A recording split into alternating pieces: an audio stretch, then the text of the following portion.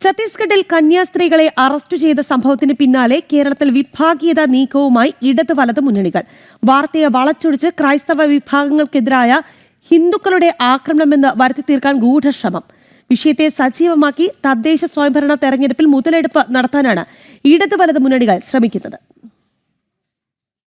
കന്യാസ്ത്രീമാരെ arrest ചെയ്ത വാർത്തയ്ക്ക് തൊട്ടുപിന്നാലെയാണ് കേരളത്തിൽ മുതലെടുപ്പുമായി ഇടത് വലത് മുന്നണികൾ രംഗത്തെത്തിയത്.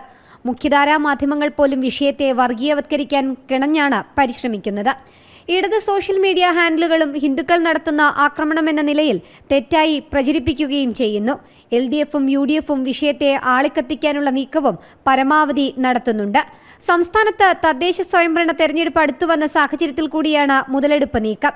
ക്രൈസ്തവ വിശ്വാസികളുടെ ഭവനങ്ങൾ കേന്ദ്രീകരിച്ചും വ്യാപകമായി പ്രചരണം നടത്തുന്നതായാണ് വിവരം. എന്നാൽ സംഭവത്തിന്റെ നിജസ്ഥിതി വ്യക്തമാക്കാൻ തയ്യാറാകുന്നതുമില്ല. സംഭവം നടന്ന ഉടൻ തന്നെ കുറ്റം ചെയ്തവരെ ന്യായീകരിക്കില്ല എന്ന് BJP നേതൃത്വം വ്യക്തമാക്കിയിരുന്നു. കോടതിയുടെ മുന്നിലുള്ള വിഷയമാണെന്ന് കേന്ദ്രമന്ത്രി ജോർജ് കുര്യനും പ്രതികരിച്ചു. എന്നാൽ BJP നടത്തുന്ന അക്രമമെന്നും സംഘപരിവാർ നീക്കമെന്നൊക്കെ വരുത്തി തീർക്കാനാണ് ഗൂഢശ്രമം. വിഷയം പരമാവധി ആളിക്കത്തിച്ച് വോട്ടാക്കി തീർക്കാനാണ് ഇടത് വലത് മുന്നണികളുടെ ശ്രമം നടക്കുന്നത്. കടുത്ത ഭരണവിരുദ്ധ വികാരമാണ് സംസ്ഥാനത്ത് ആഞ്ഞടിക്കുന്നത്.